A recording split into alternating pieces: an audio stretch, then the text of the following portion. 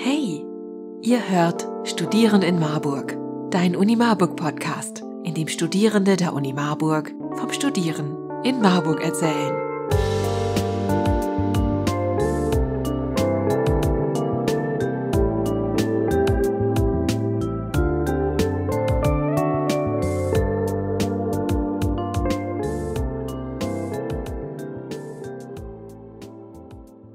Marburg ist für mich, würde ich sagen, auf jeden Fall Gemütlichkeit.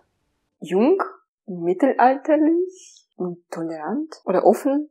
Schön, grün und klein. Studium, Stress und grün. Historisch. Für mich ist Marburg Entspannt. entspannt.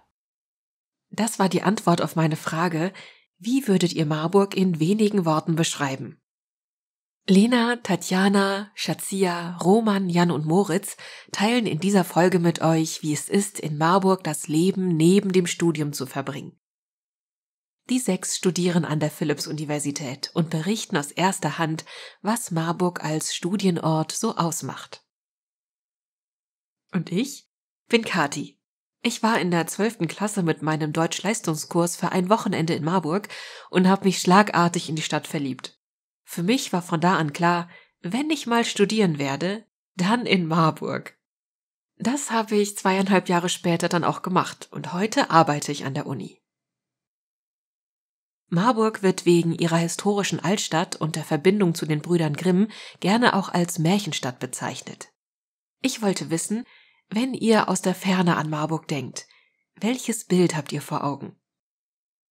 Hügelig, anstrengend, den Berg hochzulaufen, aber schön. Also es ist super grün, es ist sehr vielfältig. Ich finde die Altstadt wunderschön. Also mir gefällt, glaube ich, keine Stadt besser. Das hatte ich davor nicht gedacht, aber es ist alles stimmig.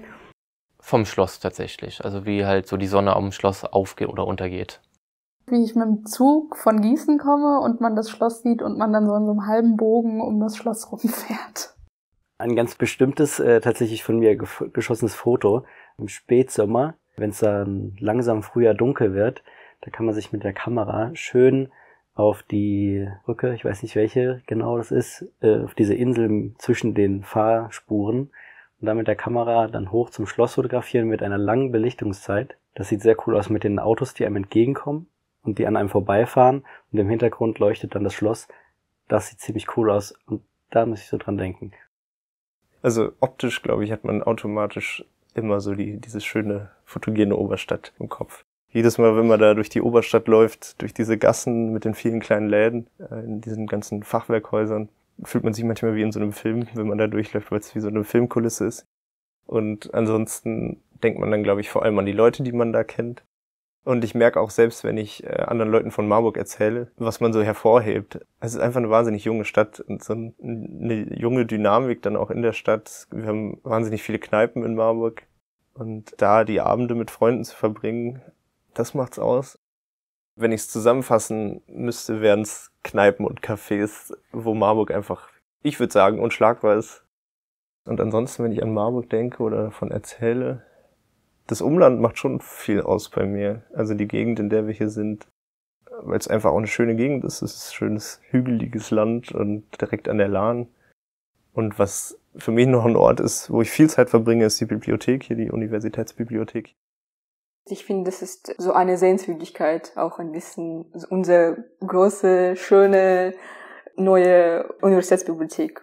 Da kann man viel machen und ja, ist so ein besonderer Ort. Besonders sonntags ist gut. Ja? Wenn sonntags alles geschlossen ist, dann gehe ich in die Bib und kann man auch weiterlernen. Und die ist geöffnet bis Mitternacht.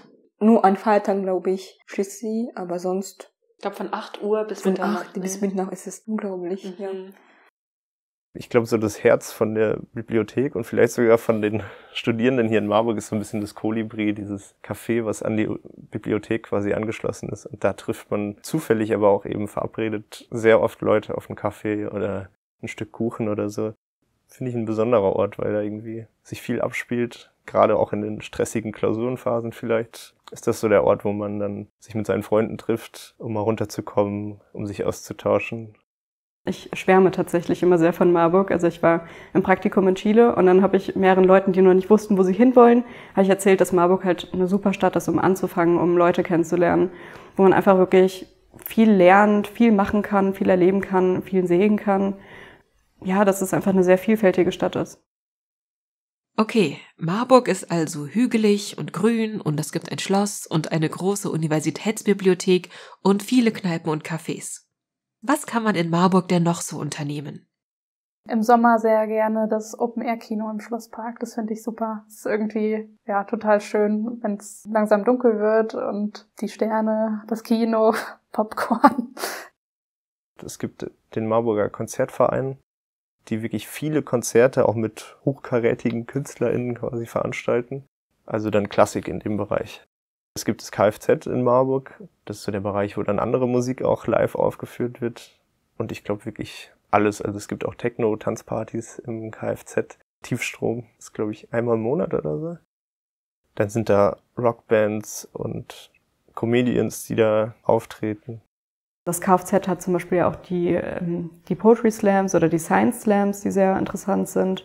Es gibt den berühmten Marburger Abend.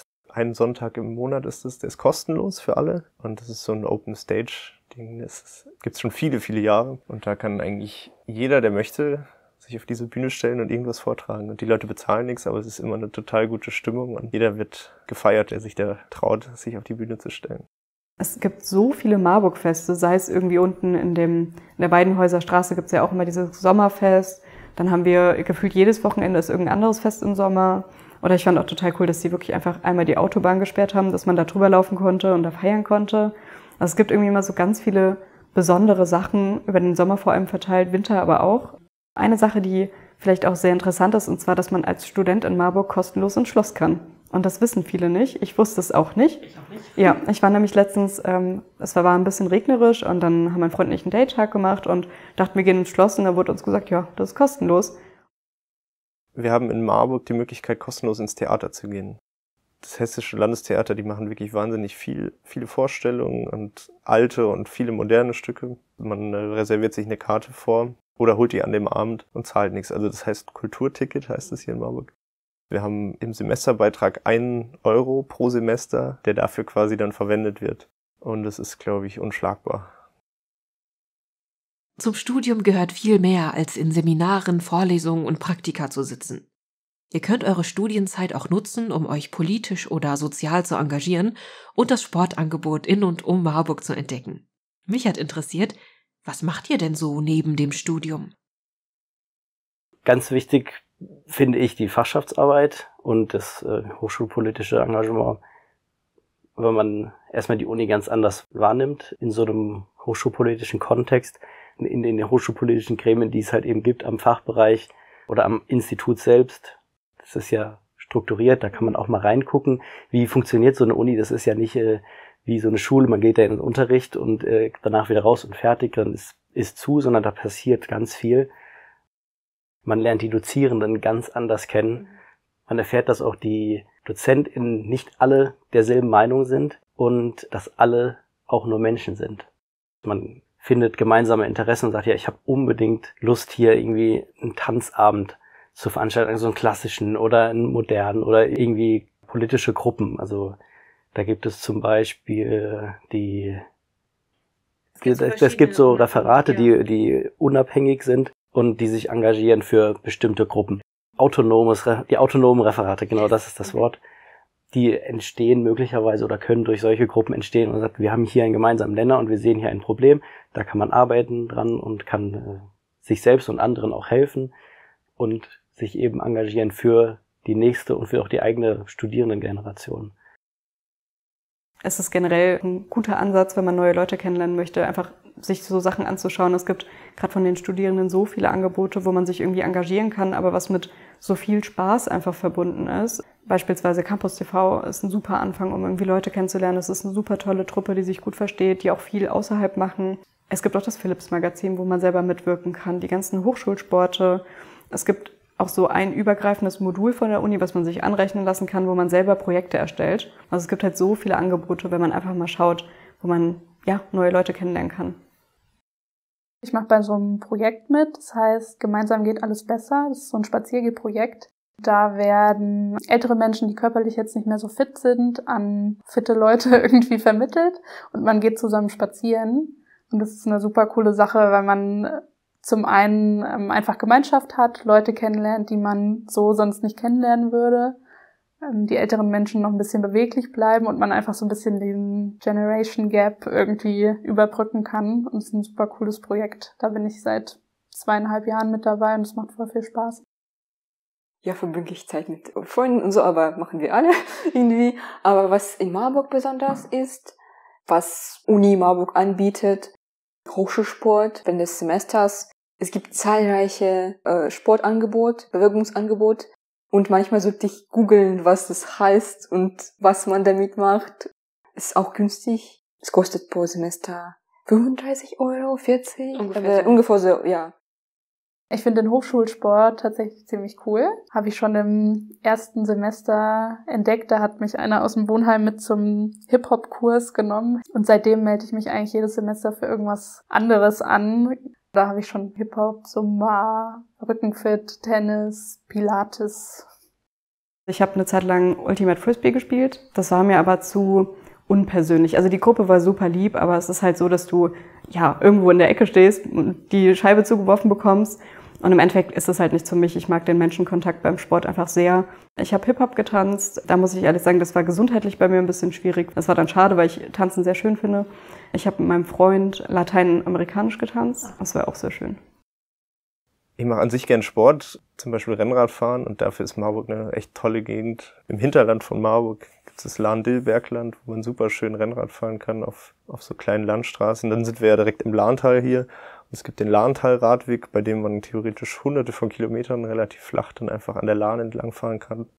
Also das ist schön. Man kann sogar auch ganz gut wandern hier, wenn man möchte. Das ist einfach eine schöne Gegend. Und für Leute, die ein Instrument spielen, gibt es in Marburg noch von der Uni auch das Musizierhaus. Es ist ein Gebäude mit mehreren Räumen. Manche Räume haben ein Klavier oder einen Flügel und die kann man dann das ganze Semester über nutzen.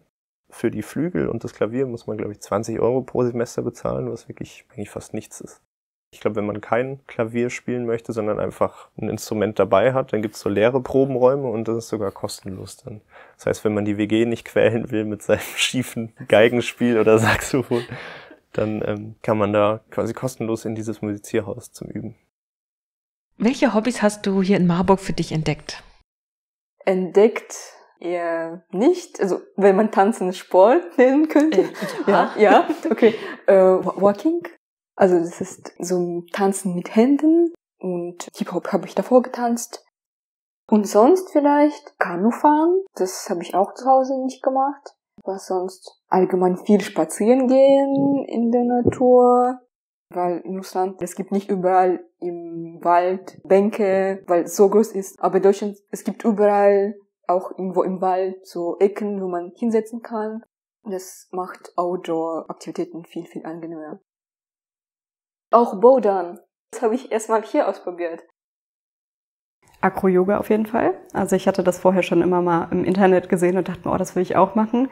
Und dann habe ich beim Hochschulsport geguckt und dann war da auf einmal Acro-Yoga und das mache ich jetzt seit 3 Jahren. Und das ist der erste Sport, der mir so richtig gut gefällt, weil er nicht kompetitiv ist, sondern man wächst zusammen. Also erstmal kommt man sehr schnell rein und die Leute sind wirklich, die loben einen direkt, wenn man irgendwas geschafft hat und man fühlt sich einfach gut danach. Theater, würde ich sagen, habe ich hier erst so richtig kennen und lieben gelernt. Da hatte ich vorher nichts mit am Hut, weil es bei uns aber das Angebot auch einfach nicht so gab. Und das ist was mich hier wirklich so ein bisschen gepackt hat auch. Klassische Musik eigentlich genauso, also man kann es eigentlich mit den kulturellen Angeboten verknüpfen. Da hatte ich einfach die Berührungspunkte vorher auch nicht in der Stadt, wo ich herkomme. Ich finde auch cool, dass wir so viele Kreativworkshops haben. Also sei es irgendwie Keramik bemalen, Stricken und sowas. Und ich finde auch die Öffentlichkeitsarbeit von Marburg sehr gelungen. Also dass sie immer wieder neue Sachen bringen, von denen man noch nichts gehört hat, was man machen kann. Also ich würde jedem empfehlen, sich einfach mal reinzuwerfen in dieses kulturelle Angebot, was es hier schon gibt. Man muss dafür auch nicht nach Frankfurt fahren, sondern es gibt relativ viel, was in Marburg angeboten wird. Und sich da einfach mal reinzuwerfen und zu schauen, was gefällt mir vielleicht, was gibt's und das mal auszuprobieren. Das würde ich jedem empfehlen. Und so habe ich es gemacht und bin total happy damit. Das klingt doch alles ziemlich gut. Eine Übersicht der studentischen Initiativen und der Möglichkeiten zum freiwilligen Engagement findet ihr bei der Freiwilligenagentur Marburg-Biedenkopf. Unten verlinkt sind Infos zum Thema Ehrenamt und das Angebot vom Hochschulsport. Ich finde, dass jede Stadt irgendwie ihre Eigenheiten hat und man mit der Zeit immer mehr und mehr davon entdeckt. Ich wollte daher wissen, was würdet ihr sagen, ist so richtig typisch Marburg? Ein Beispiel, was ich immer gerne Leuten irgendwie erzähle, ist, also es gibt in dem einen Unigebäude der Philosophischen Fakultät, gibt's alle möglichen Werbesticker auf der Toilette, unter anderem zum Beispiel für ein antifaschistisches Sommercamp. Und davon hatte ich einfach, also ich habe da jetzt noch nicht teilgenommen, aber dass es das einfach gibt, hatte ich vorher nie auf dem Schirm, finde ich total interessant. Ich würde gerne mal mit jemandem sprechen, der da war, was man da so macht. Typisch Marburg ist zum Beispiel, wenn man auf einer WG-Party ist, mit fremden Leuten ins Gespräch kommt und relativ schnell feststellt, dass man mindestens eine Person zusammen kennt. Die jungen Leute sind total vernetzt und dann trifft man eigentlich immer irgendwen, spricht über eine Person und ja, die kenne ich auch und mit der habe ich mal zusammen gewohnt oder habe ich mal da und da kennengelernt. Das ist, glaube ich, so ein Marburg-Moment. Kneipenleben, der rostige Nagel auf jeden Fall. Wenn man durch die Oberstadt schlendert, gibt es da das Delirium, wo man den rostigen Nagel trinken kann. Und das ist ein zusammengemischter Schnaps, der nicht gerade besonders super lecker schmeckt, aber ganz typisch für Marburg ist, den irgendwie jeder Ersti auf jeden Fall trinkt. Viel zu lange am Erlenring an der Ampel stehen und dann jemanden treffen, mit dem dann quatschen und dann gemeinsam bis zur Mensa und dann trennen sich da wieder die Wege. Wenn man durch die Oberstadt läuft oder allgemein durch die Stadt läuft und man begegnet mehreren Menschen, die barfuß laufen. Also ich finde das so ich weiß nicht, vielleicht ist das jetzt nicht passend, aber ich finde, das ist so richtig, das trifft man sonst nicht so häufig an einem Ort. Wenn man vielleicht zum Schloss oben geht und da mit Freunden Bier trinkt oder wenn man besonders an der Landtreppe, wenn man da sitzt und da Bier trinkt mit Freunden. Und auch vielleicht, würde ich sagen, im Botanischen Garten, im Sommer besonders, da liegen und lernen, ja, auf der Wiese, ganz schön. Marburger Abend. Das ist so ein Erlebnis, oder halt auch mal aufs Schloss gehen und mal da irgendwie ein paar Stunden verbringen oder an der Lahn chillen. Das wäre so typisch Marburg für mich. Leute, die man kennt, treffen, weil das ist halt sehr einfach in Marburg. Wirklich, man geht durch die Straße, man sieht irgendwie 3, 4 Leute jedes Mal. Ich glaube, ein Marburg-Moment ist, wenn man mit Freunden abends aus der Kneipe kommt und irgendjemand kommt auf die Idee, wir könnten noch hoch zum Schloss gehen. Dann wird das meistens gemacht und dann steht man abends irgendwie um 12 Uhr noch oben am Schloss, genießt die Aussicht und das Schloss ist immer so schön beleuchtet und dann hat man so einen kleinen Spaziergang, bevor man nach Hause geht.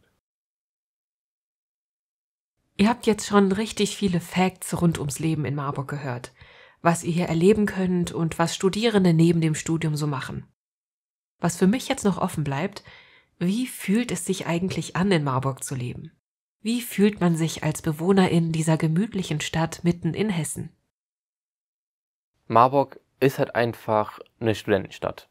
Und zwar durch und durch. Also wenn man durch die Straßen geht, sieht man halt sehr viele junge Leute, sehr viele Leute mit Rucksäcken, die halt von dem einen Seminar gerade kommen, zum einen Seminar gehen. Oder sehr viele Leute, die in einem Café sitzen und am Laptop arbeiten, in Gruppen oder alleine. Man lernt irgendwie neue Leute kennen, die halt alle seltsam sind. Man selbst ja auch ein seltsamer Mensch. Und ich fand das halt sehr interessant, auch sehr schönes Erlebnis, viele unterschiedliche Meinungen zu finden, zu sehen und zu hören. Marburg ist für mich einfach so die ideale Stadt fast.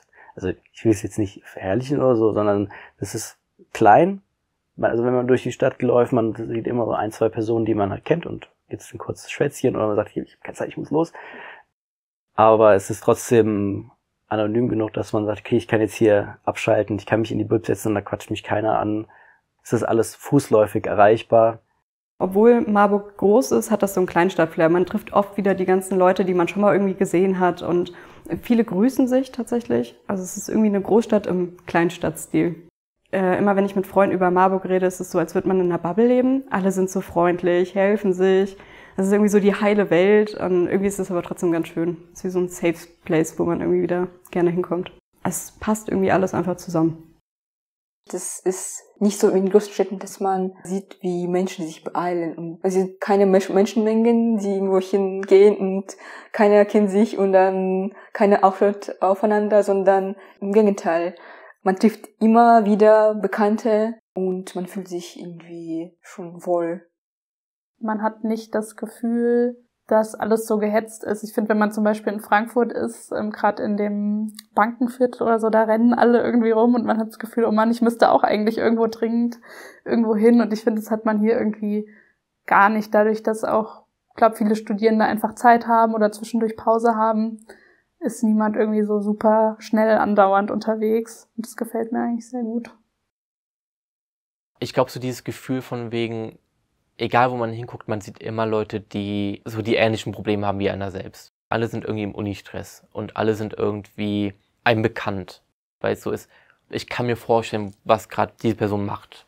Dass es irgendwie so ein Gefühl von Verbundenheit auch gibt. Alle sind irgendwie in derselben Lage, wie man selbst gerade einfach ist. Und das für mich das Marburg-Gefühl irgendwie.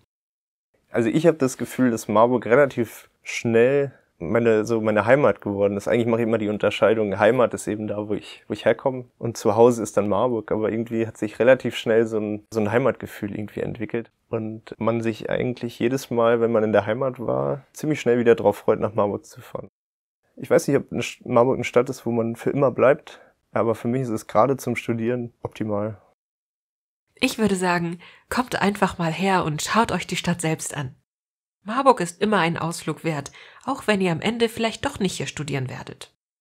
Und wer weiß, vielleicht laufen wir uns ja über den Weg. Das war Studieren in Marburg, dein Uni Marburg Podcast, in dem Studierende der Uni Marburg vom Studieren in Marburg erzählen.